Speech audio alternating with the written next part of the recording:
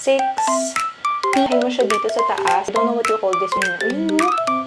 Favorite brushes. Hi guys. So hi everyone. So for today's video, we're going to review the very trending talaga naman na brushes from Tilo. So eto na guys, yung brushes natin from Tilo. Yan. So ang meron lang tayo ay 6 pieces ng kanilang makeup brushes. So wala tayo nung kanilang puff kasi I'm not into puff. I love brushes instead. Tsaka yung mostly fingers lang din gamit ko sa mga makeups ko guys. But anyway, let's try to have a quick look and review about the Tilo brushes. So first one, so random lang guys yung pagkuha ko nito. So by the way guys, I am a makeup lover. I'm not a makeup professional, but I love makeup guys. So these are the brushes from Tilo. So let's start.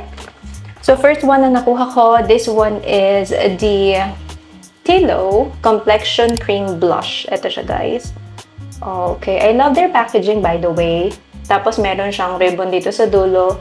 This one best used for creams, liquids, and recommended for foundation, skin tint, concealer, blush, bronzer, and contour. So ito ang kanyang usage. So once you open guys, hihilahin mo siya dito sa taas.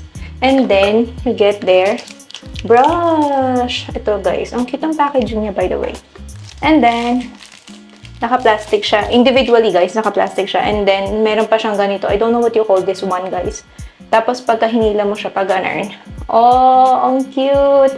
Tapos, andito yung name niya. Oh, I like this one guys. Alam nyo, gustong-gusto ko yung mga brushes na meron pangalan kung para saan siya. Although, mostly naman ng mga brush ko ay ginagamit ko lang guys sa aking powder and then sa blush.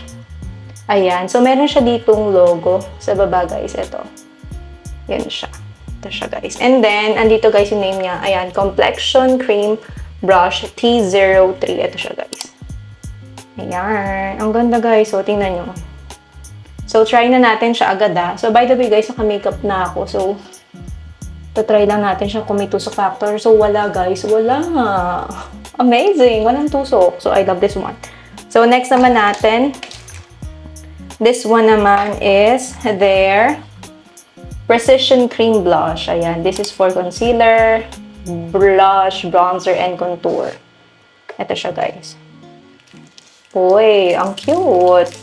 Alam nyo guys, ang tagal na nito sa akin. So, ngayon ko lang siya nagawa ng review and unboxing. So, once you open, girl, ang ganda. Alam niyo yung napaka-fine niya. Ito guys, tingnan niyo. Ayun o. Grabe. Girl, ang ganda niya. Ang ganda. Tsaka lang siyang tusok. Alam mo, sobrang fine nung mga bristles niya. Bristles. And the next naman natin, this is their tapered ba? Tama ba yung basa ko guys? Powder brush. This is their T05. So, hilahin lang natin siya. Tapos, kunin natin to guys. Oh, so medyo mas pahaba siya, no? Uy, like this one. Uy, girl. Ganda, oh. Alam niyo yun? Tingnan nyo. Nakikita nyo ba yan? Sobrang. Diba? Punas tayo ng konti, guys. Medyo mainit ng very light, guys. Girl, ang ganda. Yun. Well, alang tusok. Nakakatawa. Ay, Tilo. Nakakakilig kayo. Okay, next naman natin. Oh, this one is their spatula. This is for creams and liquid. Oh my gosh, nalaglag. Ooh. Girl, akala ko before yung spatula, kasi parang hindi ko masyado na ano yung ibang review nito. Akala ko parang plastic siya na flat dito sa dulo, guys. So, hindi pala. Brush siya, guys. Ayun o. Brush siya. O, see? Akala ko yung parang spatula ng, pag nagluluto, ganun. Parang plastic, silicone lang yung part na to. So, hindi pala, guys. Tingnan nyo, ang ganda, oh. Oh. Oh, I like it. Ang cute niya, tsaka very handy. Alam niyo yung saktong-sakto lang sa kamay niyo. Tsaka pwede siyang travel. And then, pang travel na brush. So, nakakailan na ba tayo? So, next, this is their multi-purpose detail brush. This is their T06 na brush. So, hilahin lang natin siya, girl. And then, oh, I like it. Oh, ay, girl, tingnan mo yung nangyari. Ano na nangyari sa kanya? Pero, labas natin ito, hilahin natin. By the way, guys, itatabi ko to para pag umalis kami, dito ko ilalagay yung brush para hindi siya maging saburay-ray. But anyway, mukhang hindi naman siya magiging saburay-ray, girl. Tingnan mo naman. Ay, pwede siguro sa concealer dito. Pack. Para naman nagko-concealer si ating. Tangkap ko rin yung bags ko. Charis. Oh, girl, wala. Ano siyang tusok. But ang galing-galing yung tilo. Oh, last one. I think this is our last. Oh, yeah. Last na to, girl. This is their powder buffer brush. T04. Ito siya, guys. So, hilahin natin ng bonggang-bongga. Yan. Oh, this is so cute. Pack. Girl, tingnan nyo naman. Gaano ka-fine ang mga hibla. Alam niyo, sana nabibigyan ko kayo ng justice. Pero, girl, may real techniques. I don't want to compare, pero girl, may real techniques ako. May happy skin ako. May Dala brushes ako. Girl, I think this is number 1. I think ito na favorite ko. Girl, anong tumutusok? Tumutusok. Alam niyo yung parang wala. As in, wala. Alam niyo yung parang luxury na brushes. Pero girl, this is from the Philippines. Girl, ang ganda. I highly recommend you try this one. Grabe, ang ganda oh. Lalo na guys, sa mga sensitive skin dyan. Sobrang hirap guys makahanap ng maayos na brush yung walang tusok. Ganyan yung ilang hugas mo, hindi siya ma-injured. Alam mo yun, talagang sulit po.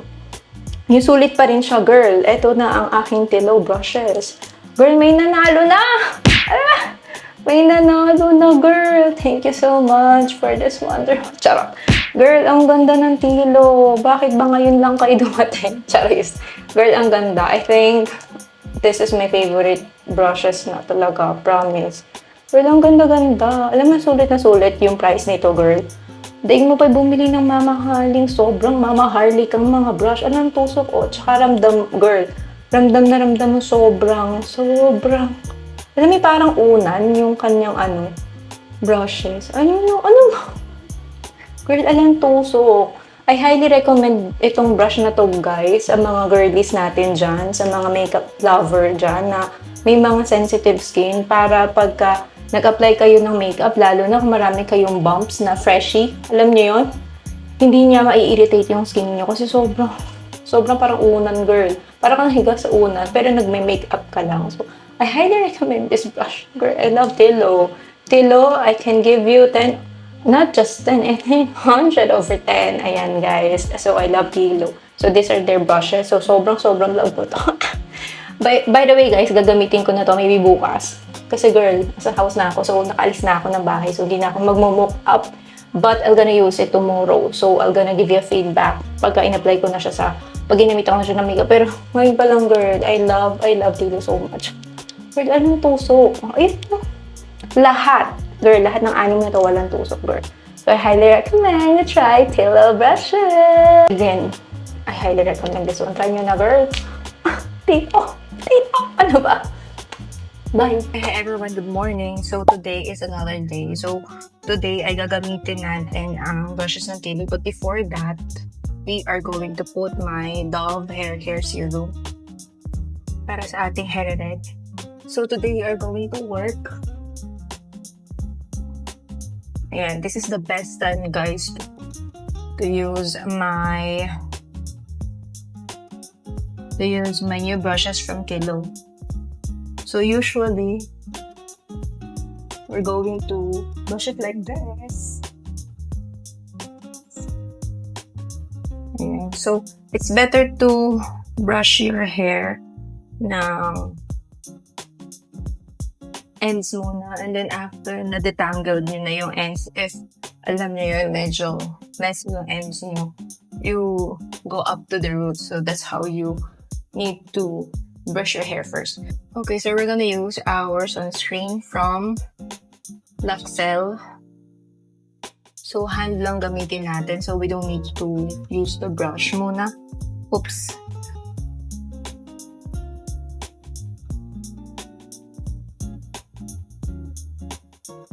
What I like about this sunscreen from L'Occitane is it's very lightweight and it is fast absorbing. Tsaka wala siyang, alam mo yun, parang tint or whatsoever. It's a white, clear sunscreen. Once na ma-absorb na siya na face mo, wala na siyang any color chemic, ganyan. So next, we are going to use the Teviant. This is the Teviant Skin Master Flawless Cushion Serum in the shade Frost Light 01. Ay, ito pala. Gamitin natin to. So, tingnan nyo, guys. Uy, so nakakuha tayo ng product, guys. Yan. Oops. Yun. So, meron tayo coverage ng konti for today.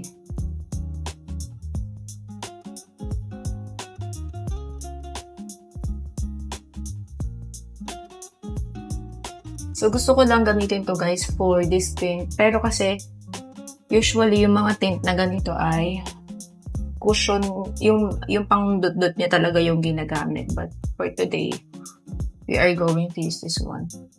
Which is I like. It's so cute. And then, this one is for cream blush. O, diba? Hindi ko siya kabisado. Yeah. O, para mapagpantay ko yung coverage ng cushion. Pero alam nyo guys, wala siyang kahit anong tusok. Okay, it's very promising guys. So by the way, wala po eyebrow keme brushes ang Tilo. So we're gonna use the Strokes. So this one is my pangkilay from Strokes. So we are gonna use this one. Kasi wala silang brush na pangkilay. O nga no, ba't hindi sila naglabas ng brush na pangkilay? Blush from Strokes. This is in the shade Ladylike. So, blush na tayo guys. So, didip ko lang ng konti. And then, slowly, I'll tap it in. Tap, tap, tap. Uy, ang ganda girl. Ang ganda na. Pero from color. Alam mo, sana nabibigyan ko ng Hostasia yung review ng Tilo. Yung review nitong brush ng Tilo. Because, you know, it's really good to invest on good quality brushes, especially if you have sensitive skin. Kasi girl, lalo na yung mga lagi nagme-makeup dyan guys.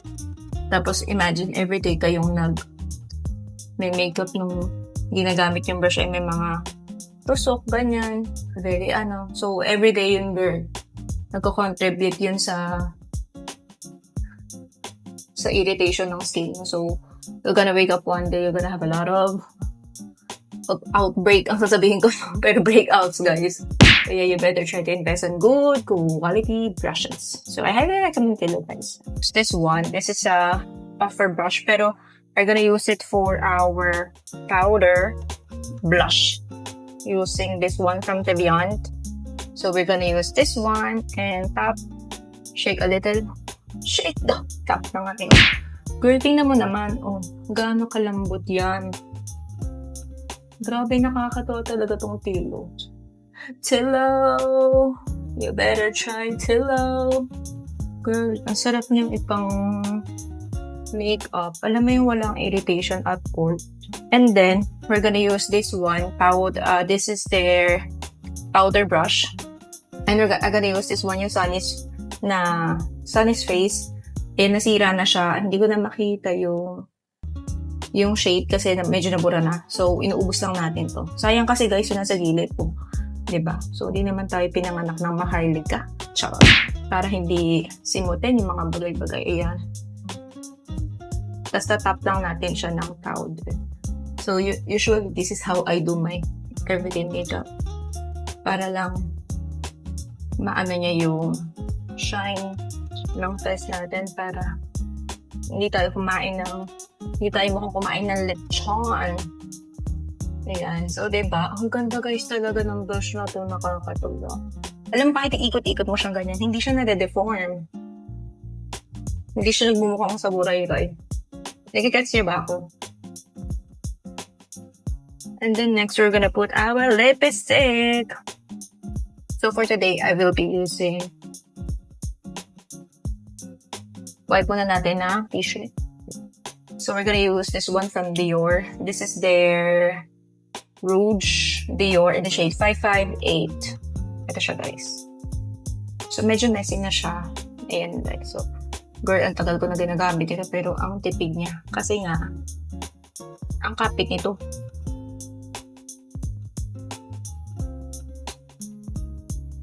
Itong lipstick na to, hanggang pag-uwi ko na to, girl. Ganun tong Dior na to.